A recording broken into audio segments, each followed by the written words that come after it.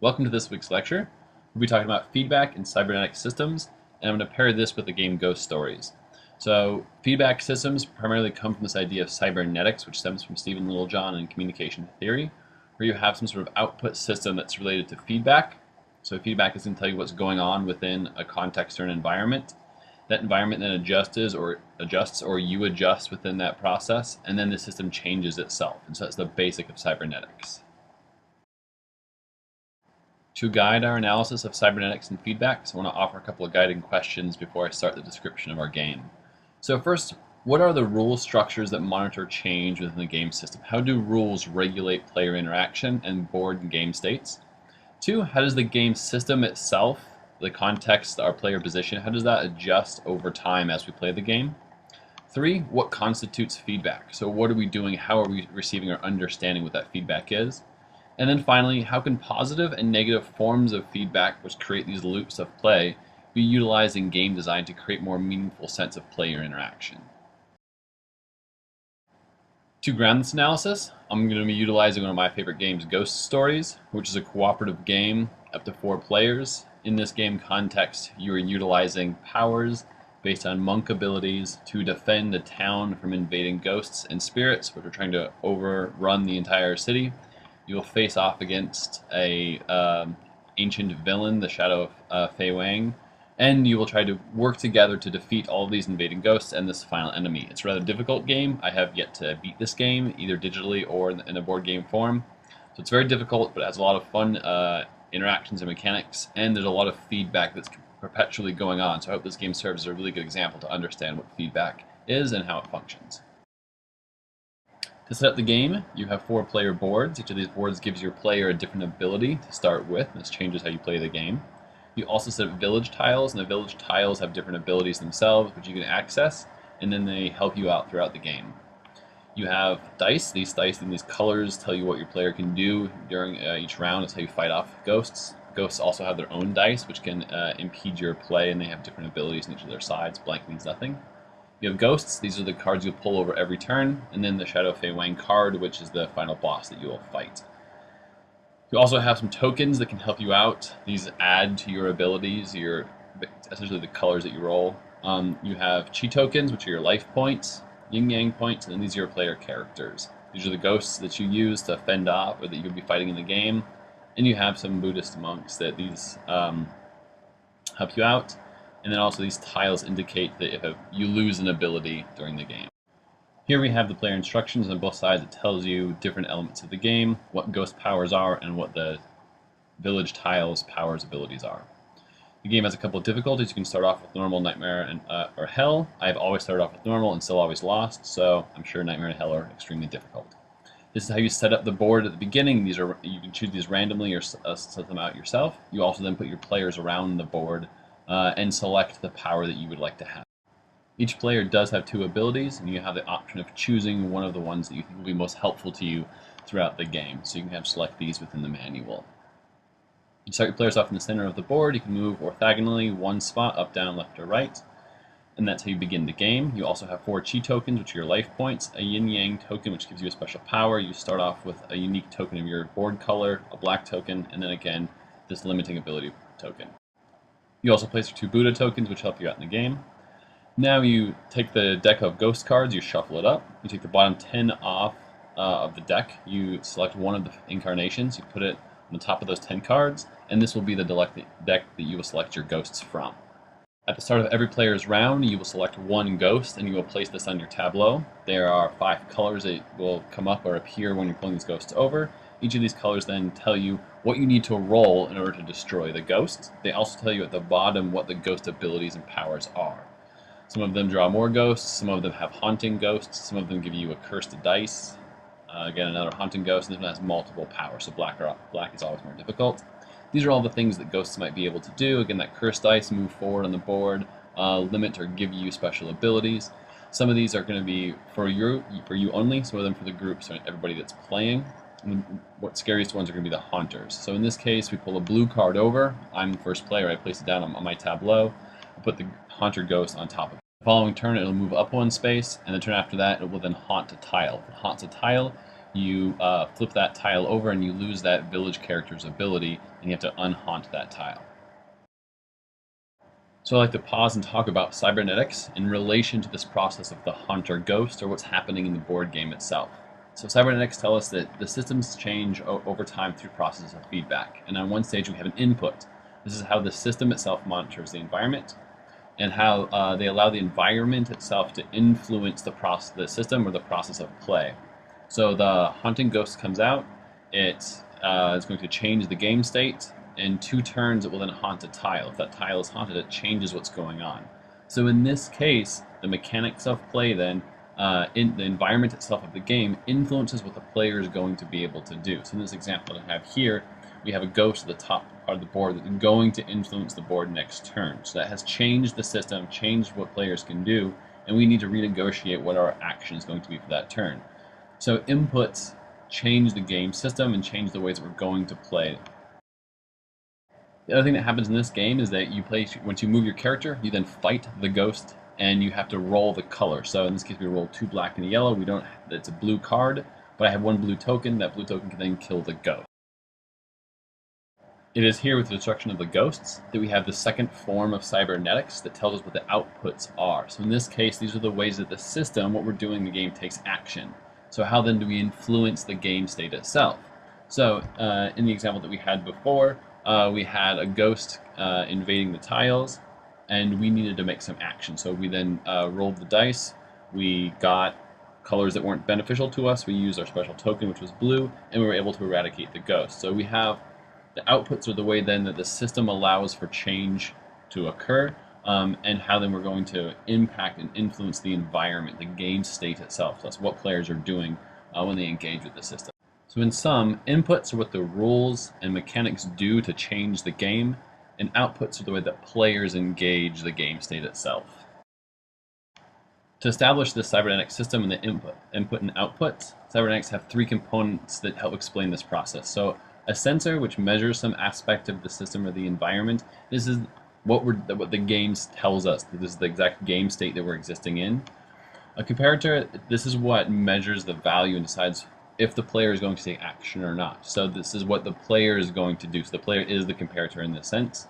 And the activator, this is what engages the change itself. So these are the choices that players make. So roll and move games, they are not a very cybernetic system. It's simply a roll, and we're just following the order itself. However, contemporary board games and hobby games, like Ghost Stories, there's more interaction, there's more going on. So every time we play the game game state itself will change as a fundamental elements to it. Those tiles move around. And so we're always moving through systems of feedback within games. So that's an important thing to think about as we design games ourselves. The illustrative components of the board game design itself also facilitates ways that feedback happens. So in the corner here of this card, the dice roll itself, all of these symbols that are built into the ghost structures, as well as the village tiles, you notice in each of the corners that there's different symbols. These tell us what to do and how the game state might change. For example, this is the graveyard tile. If a member of our party is dead, we can resurrect them and give them 2 chi, but we have to roll the ghost dice, and that will impact the game itself. Accessing this village tile allows us to unhaunt a tile that has been haunted by another ghost, but we have to pull a ghost out of the deck. This tile, this village tile, allows us to roll a couple of dice, and we get those beneficial tokens, depending on the colors that we roll. This ghost allows us to lose a chi token, but we can kill any ghost on the board. Another tile allows us to push back any ghosts that are about to haunt the board itself. The Buddhist icons allow us to place them on one of our tableaus, and if a ghost is there, it's automatically destroyed. Another tile here gives us the opportunity to place a token there, and for every red ghost that we're then fighting, its power is reduced by 1. This village tile allows us to move ghosts and to move players around the board in different ways. One of the last tiles is that we get a chi and we get a beneficial token, but we then have to draw a ghost card in addition to this. So we draw the blue one and place it on our tableau if we access that one. While these village tiles are very beneficial, this game is very difficult, and we're often overrun with ghosts. If my turn starts and I have 3 ghosts on my tableau, and there's a hunter ghost, that moves forward 1. Because I was overrun with 3 ghosts, I can't fill it up, I lose a chi token. And I then have to draw a ghost card. I draw the ghost card, and I will place it on its appropriate color there. And this is one way that the game is always and continually changing. I put the hunter ghost there, and this is now the new game state. As we've noticed, this game has a lot going on in it, and it's perpetually changing. At every player's turn, something new happens. So there's this sense of feedback, what the book calls positive feedback. So it's all of the information that keeps the system moving forward in terms of growing as well. So the more ghosts we have, the more difficult the game becomes. So we always want to try to destroy ghosts. There's always this influx.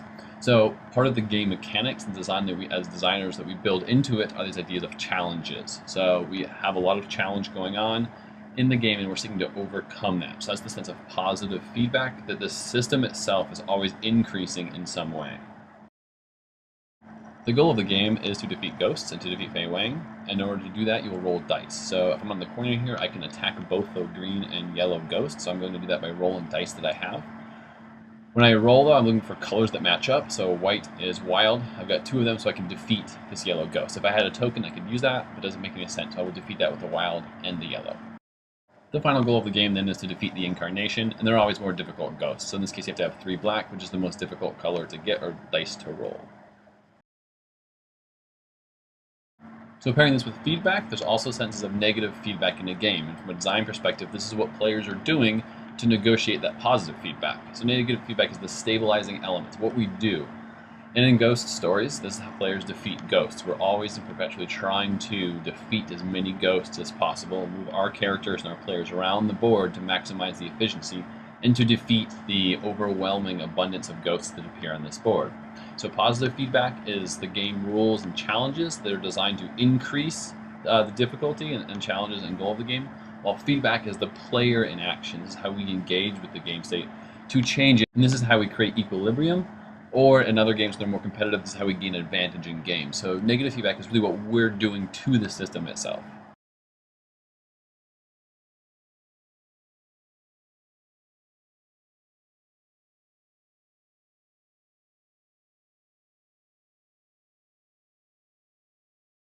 Feedback is therefore the relationship between the designer and the player and their actions. So as we design challenges, or as we draw cards for ghost stories and the challenge increases, players are going to do something. So we have that positive change, what is happening in the game, and then we have that negative, what I'm going to do in it. And from a design perspective, we always want to think about what is the feedback. As I play a game, how does that change the game state? How does that change my knowledge of what I'm going to do next? And how does that increase the sense of meaningful play?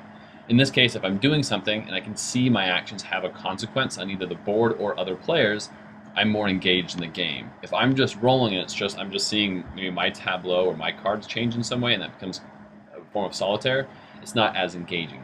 So we always want to think about how we can utilize systems of feedback to encourage and engage a sense of meaningful play. To contextualize this and pull it together, we want to talk about feedback and meaningful play. So rules as a designer are what we're doing to create feedback and play. So the game states themselves, the frames, much like cinema, these are the solid states of how a new player is going to engage in the game. And at each opportunity for a new game state to happen, there's going to be feedback. This tells us what we can do this round, how we're going to impact this game state and change it either to our benefit or to our opponent's detriment. If it's cooperative, how we're all working to create a new game state that's most beneficial.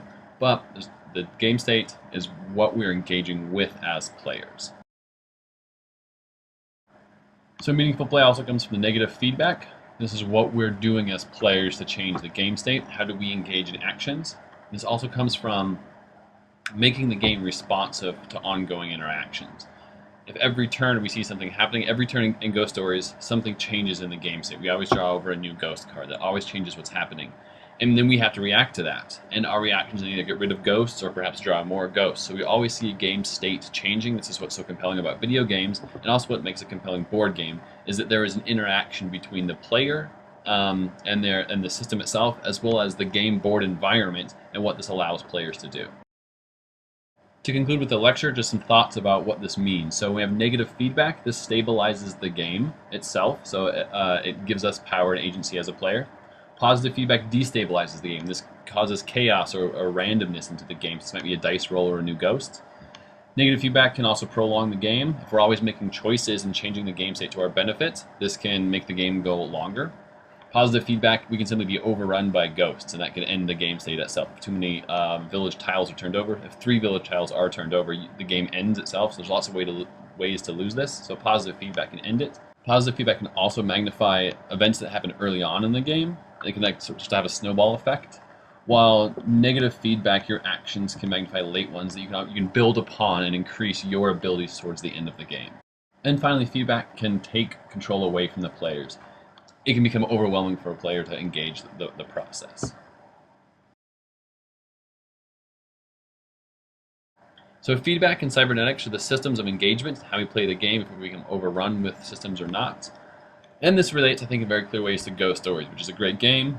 It's very complicated, it has a lot going on in the game, but there's always a system and process of feedback. We're always trying to regulate what we're going to be doing, how we're going to be negotiating ghosts, what's being overrun, and how we're being successful. Again, I've never beat this game, so that's a huge challenge, but it's really enjoyable because you always get to see the game state change. It's always a fresh and different game to play, which is really exciting.